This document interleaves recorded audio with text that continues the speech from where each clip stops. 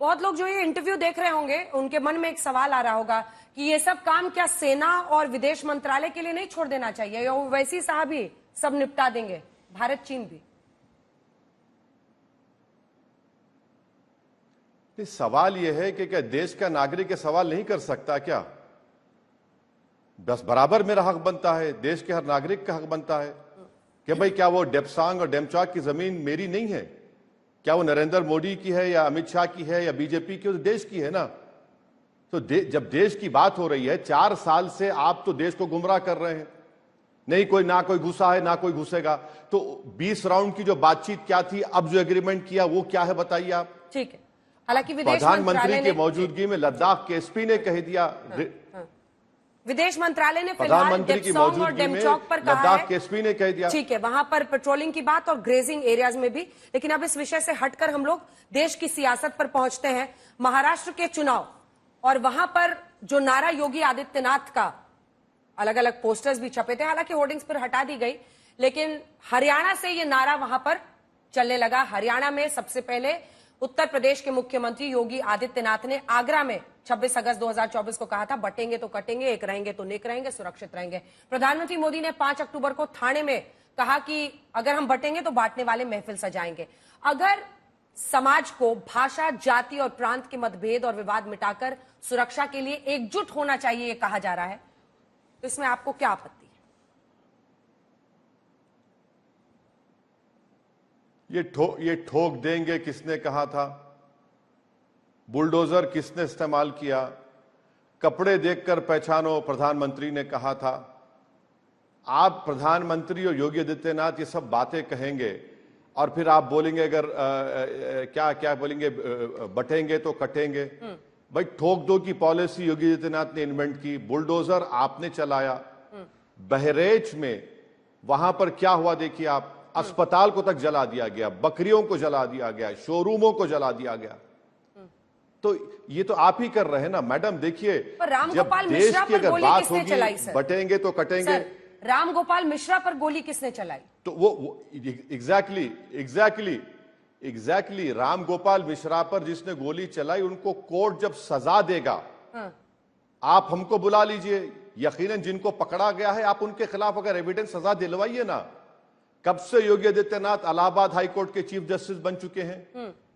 ये कब से हम सुन रहे हैं मैडम कि एक 70 किलोमीटर दूर ले जाकर हथियार निकालेंगे और फिर उनको ऐसे पैर पर दो गोली मारेंगे और कैमरे पे बोलने लगा रहे हैं कि तुमने क्यों किया, वो बोल रहे हैं कि हमसे गलती हो गई, हम दोबारा गलती नहीं करेंगे। अरे इस तरह के स्क्रिप्ट राइटर अगर आपके पास है तो भैया मुंबई भिजाइए, नेटफ्लिक्स पर हिट पे हिट फिल्म बन जाएगी। अरे पर वैसी साहब, आप कितने एनकाउंटर्स के सीन पे रहे हैं? मैडम सुनिए, बहराइच सुनिए ना सर, बहराइच पर ही बात करते हैं। आप कितने एनकाउंटर सीन्स पर गए हैं? क्योंकि जो पुलिस इन्वॉल्व रहती है, आपको पता है, आजीवन उनके ऊपर केस चलता है, मैजिस्ट्रियल इंक्वायरी होती है, और आप तो काबिल वकील हैं, आपको पता होगा। आपको लगता है ये सारे पुलिस वाले अपने करियर को स्वाहा कर रहे हैं योगी आदित्यनाथ के लिए? अक्सर वहां पर जो पुलिस और अगर इस तरह से वो लोग भाग रहे थे, उनके बीच बातचीत हो सकती है। आप कितने एनकाउंटर की जगहों पर रहे हैं जो आपको लग रहा है कि वो नाटक था, स्क्रिप्टेड था? स्क्रिप्ट किसके ऑफिस से लिख के दी जाती है, ये भी बता दीजिए। अच्छा सुन लीजिए। कितने लोगों, कितने राजनेताओं को 8 फीट की दूरी से 4 गोलियां चलाई गई? मेरी गाड़ी पर चलाया गया, मुझ पर चलाया गया, मैं जानता हूं ना, मुझ पर गोली चलाई गई। मेरे 4-4 राउंड चलाए गए मेरी गाड़ी के ऊपर जब मैं उस टोल गेट पर पहुंचा था।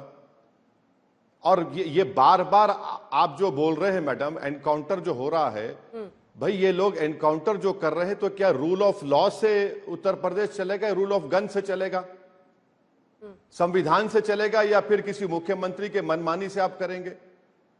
एक तरफा आप किसको गोली मारते हैं, पैरों पे मारते हैं, क्यों हो रहा है ये? पैरों पे मारने में क्या दिक्कत है? कहां पे आप लेकर जाते हैं कि उसको हथियार? लेकिन अगर पुलिस वाले पर गोली चलेगी, वो वापस फायरिंग करेंगे, तो ये माना जाता है ना कि बिलो द नी मानना चाहिए। यही माना जाता है ना कि एनकाउंटर में पुलिस वाला अपनी जिंदगी बचाएगा तो उसको बिलो द नी मानना चाहिए। क्या दिक्कत है? देखिए मैडम, ये सब ड्रामेबाजी हो रही है। अगर आपके पास एविडेंस है जिससे गोपाल मिश्रा की हत्या हुई है, इससे कोई इनकार नहीं कर रहा है, तो सजा दिलवाइए ना। और ये क्या बात हुई मैडम के पैर पे गोली? आप कहीं पर भी गोली नहीं मार सकते, आप कहीं पर भी गोली नहीं मार सकते। पुलिस वाला गोली खा आपका ले। काम यह है कि एविडेंस होगा तो कोर्ट में सजा दिलवाइए। गोली नहीं खाएगा मैडम पुलिस वाला। अतीक अहमद को किसने मारा बताइए, उनके भाई को किसने मारा बताइए। उसके बाद क्या हुआ उन लोगों को? मारने वालों का घर तोड़ दिया गया बुलडोजर में। टेनी के बेटे ने गाड़ी चला दी किसानों के ऊपर, क्या उसका घर तोड़ा गया? उसको उस पर एनकाउंटर हुआ, उसके पैर पे गोली मारी गई। हमारी गाड़ी पर गोलियां चलाई गई, मारने वालों को आपने उनके पैर पर गोलियां चलाई क्या? जब वो बेल पर निकले तो उनको फूलों से इस्तकबाल किया बीजेपी ने। मुझे सुप्रीम कोर्ट जाकर उनकी बेल कैंसिल कराना पड़ा। अरे इनके इशारे ये हम बोल पर रहे हैं, ये आप जो देश को- आरोपी थे ना, आप सुनिए फिर ना, बोलेंगे, वैसे आप फिर साहब 2 आरोपी थे। आरोपियों की शिनाख्त पर ही उनको ले जाया जा रहा था कि यहां पर हथियार हमने छुपाए हैं। वहां पर हथियार की जगह पर ले गया, उन्होंने हथियार उठाया और जब हमला करने की कोशिश की तब जवाबी कार्रवाई में उनके पैरों पर नीचे मारा गया। उनका परिवार तो रामगोपाल मिश्रा का कह रहा है कि इंसाफ नहीं मिला। वो तो कह रहे हैं कि इंसाफ नहीं मिला, पुलिस वाले हमारे लिए काम नहीं कर रहे हैं।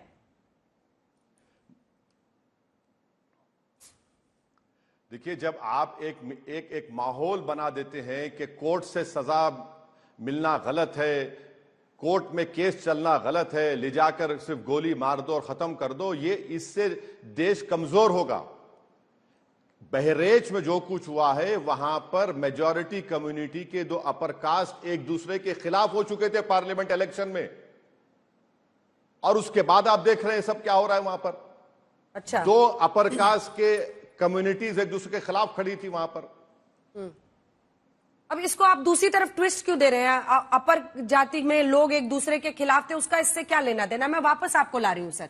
बहराइच में अगर देश में समाजवादी पार्टी ने भी ट्वीट किया और वहां के एक पुलिस अधिकारी ने भी क्या, सुनिए ना सर, कहा कि मुस्लिम एरिया हो गया है। अब अगर वो कहते हैं कि हिंदू जुलूस मुस्लिम एरिया से गुजर रहा था, डीजे के आवाज को लेकर नीचे करने को कहा गया, चूंकि झंडा उतारा गया, ये हुआ।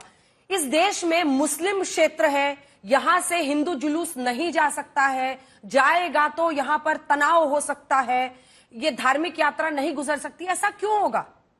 अगर उस पुरानी रिवाज को तोड़ा जा रहा है तो इसमें क्या गलती है? और आपको वो ठोक तंत्र क्यों नहीं दिखाई देता जिसकी वजह से रामगोपाल मिश्रा पर गोली चली? उसके खिलाफ क्यों नहीं आप खुलकर बोलते? आप कहते हैं कि अगर रामगोपाल की हत्या हुई है तो दोषी को सजा होनी चाहिए। वो तो हुआ है सर, नजर के सामने है। एक बेटा, एक पति मारा गया है। ठीक है, अच्छा मैं बोलूं कुछ या आप और कुछ पूछना? नहीं, आप कुछ और कुछ पूछना चाह रहे हैं या मैं बोलूं अभी? नहीं सर, बोलिए। मैडम सुनिए, जुलूस का परमिशन योगी सरकार ने दिया। आपकी नाकामी है। और मैडम आपको मैं बता रहा हूं जो किसी टीवी चैनल पर नहीं दिखाया गया, बहरेच में 30 से 35 मुसलमान घरों को बुलडोजर से तोड़ दिया गया उसी वायलेंस के बाद। अगर वो जो 3 लोगों को पकड़ा गया उनकी बहन सुबह 4 बजे वीडियो जारी नहीं करती तो उनका क्या होता मुझे नहीं मालूम। सुप्रीम कोर्ट में कल केस गया, सुप्रीम कोर्ट ने कहा कि 1 दिन के लिए तोड़ा नहीं जाए।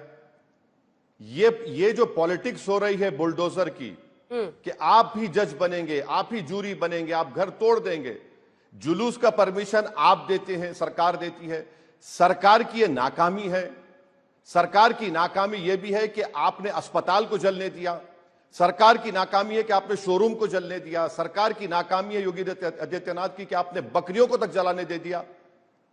ऐसा लग रहा था जो घरों को तोड़ा गया बहरेच में, तो लग रहा था कि गाजा हो गया वहां पर। इसका कौन जिम्मेदार है बताइए आप? मैं आज भी कह रहा हूं, बहरेच में 2 अपर कास्ट कम्युनिटी में डिफरेंसेस थे पार्लियामेंट के इलेक्शन में। इसको भी सामने रख के देखना चाहिए। गोपाल मिश्रा को जिसने हत्या की उनको कोर्ट से सजा दिलवाइए, उनको बल्कि उन पे अगर फांसी लगती है हमारे बीएनएस में तो इस्तेमाल करिए ना उसको। क्यों नहीं इस्तेमाल कर रहे? हमारा पूछना है, अतीक अहमद को जिन्होंने गोली मारी उनको आपने मारा पैर पे गोली, बताइए आप। उनके घर को तोड़ा आपने उन अपराधियों के। हमारी गाड़ी पर जब गोलियां चलाई गई तो बेल के लिए मुझे जाना पड़ा Supreme Court as a victim. सरकार नहीं गई योगी आदित्यनाथ की। तो ये खुला डिस्क्रिमिनेशन हो रहा है ना वहां पर। और ये आपको मौका दे देता है मुस्लिमों को उकसाने का। क्या ये उकसाने के बराबर नहीं है कि जानबूझकर, क्योंकि हमारे पास पूरी लिस्ट है कि कितने ब्राह्मण मारे गए हैं, कितने ठाकुर मारे गए हैं। अब हम सिर्फ योगी आदित्यनाथ के कार्यकाल की बात कर रहे हैं सर। एक बार वो लिस्ट भी जल्दी से अगर हम दिखा दें, लिस्ट पूरी निकाल देंगे, आपको दिखा देते हैं कि हर धर्म के लोगों को मारा गया है ऐसे में, और ये एनकाउंटर में मारा गया है। ऐसे में सवाल ये उठता है कि आप खाली मुस्लिम कार्ड खेलने आते हैं कि नहीं भाई, फला के अतीक अहमद की जब हत्या हुई थी तब तो उसको मारने वालों को आपने नहीं मारा, इसको नहीं मारा। लेकिन विकास दुबे से लेकर ऐसे कई माफिया के हैं जो कि ब्राह्मण, ठाकुर, अन्य जातियों के हैं जिनको मारा गया है। फिर कैसे धर्म खोजते हैं आप एनकाउंटर में? देखिए मैडम, देखिए हम कह रहे हैं कि मेजॉरिटी जिनको गोली मारी गई है उसमें अल्पसंख्यक समाज के लोग ज्यादा हैं। सवाल यह पैदा होता कि आप गोली क्यों चला रहे हैं? ये संविधान से चलाएंगे, रूल ऑफ लॉ से नंबर चलाएंगे, दिखा रहे हैं, एक बार फिर से दिखाइए। 261 मुठभेड़ मायावती जी के वक्त में हुआ था 2007 से 12 में। 2003 से 7 में 499 मुठभेड़ मुख्यमंत्री मुलायम सिंह यादव, अखिलेश यादव जब मुख्यमंत्री थे तब बहुत कम था नंबर एनकाउंटर्स का। लेकिन उसके बाद फिर योगी आदित्यनाथ के एनकाउंटर्स पर आ जाइए, वो नंबर भी 40 हुआ था अखिलेश जी के वक्त पर, और उसके बाद से योगी आदित्यनाथ में हम पूरा ब्रेकअप दिखा रहे हैं। अगर 64 मुस्लिम हैं तो अन्य भी 59 हैं। 19 ब्राह्मण, 19 राजपूत, 16 अन्य जातियों के, यादव 16, 13 दलित, सिख 2। अब बताइए, अब ये जो आप लेकर निकलते हैं तराजू, इसमें आप बताइए कि इतने जो अन्य धर्मों के लोगों की का एनकाउंटर हुआ है उसमें क्या कर रहे थे योगी जी? अरे योगी जी के हर एक को गोली मार देंगे। कोर्ट किस लिए है फिर? अदालत किस लिए है? बीएनएस किस लिए है? एविडेंस एक्ट किस लिए है? जज किस लिए है? पब्लिक प्रोसिक्यूटर किस लिए है? और आप ये आपकी गवर्नेंस है। और ये आपको अच्छा दिखता है कि आप गोली मारे, आप ब्राह्मण को गोली मारे, ठाकुर को मारे, ज्यादा मुसलमान को मार दिया आपने। इस तरह करेंगे आप? इस तरह आप प्रदेश को चलाएंगे कि आप कल के दिन बताएंगे मैंने इतनों को गोली मारा और मुझे दोबारा मुख्यमंत्री बना दो, फिर बाद में अगर मोदी जी के बाद मौका मिला तो मैं आगे बढ़ जाऊंगा। इस नियम से चलेगा? इस नियम ठीक है सर, कोई इस नियम से मुलायम सिंह जी के वक्त पर जब 499 मुठभेड़ हुआ, 261 मायावती जी के वक्त पर, तो वो क्या था? वो भी हिंदू मुस्लिम था, उनका कोर वोट गलत था। वो गलत था, बिल्कुल गलत था, बिल्कुल गलत था, वो बिल्कुल गलत था। चाहे कोई भी गोली से अगर देश को या प्रदेश को चलाएगा, वो संविधान की धज्जियां उड़ा रहा है। गोली से देश नहीं चलेगा, संविधान से चलेगा। गोली से नहीं चलेगा, बैलेट से देश चलेगा। जो गोली चलाते हैं उनको संविधान पे भरोसा नहीं होता है।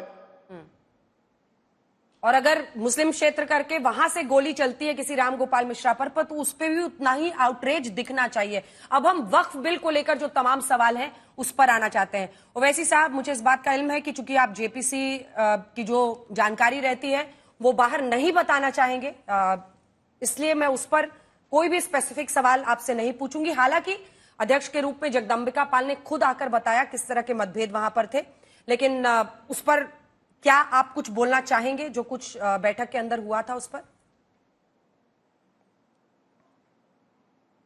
नहीं, मैं कुछ भी नहीं कहूंगा। मुझे अफसोस है और तकलीफ है इस बात का कि उस कमेटी के जो चेयरमैन है, जो चौथी मर्तबा के एमपी हैं, उत्तर प्रदेश की सियासत में उनका एक बहुत बड़ा तजुर्बा है, वो बहैसियत चेयरमैन कमेटी में क्या हो रहा है आकर मीडिया को बोलते हैं, जबकि पार्लियामेंट के रूल्स में इस बात को खास तौर से कहा गया कि कमेटी में जो कुछ होता है उसको कॉन्फिडेंशियल रखा जाएगा, उसको बाहर नहीं बोला जाएगा। अब चेयरमैन साहब ही खुद उस पार्लियामेंट्री रूल्स का वायलेट कर रहे हैं, तो मैं क्या बोल सकता हूं सिवाय इसके कि अपने तकलीफ और गम का इजहार करूंगा। मगर इतना जरूर कहूंगा कि जितने एमपीज वहां पर थे और है जो जिनका ताल्लुक बीजेपी से नहीं है, हम कल्याण बनर्जी के साथ खड़े हुए हैं।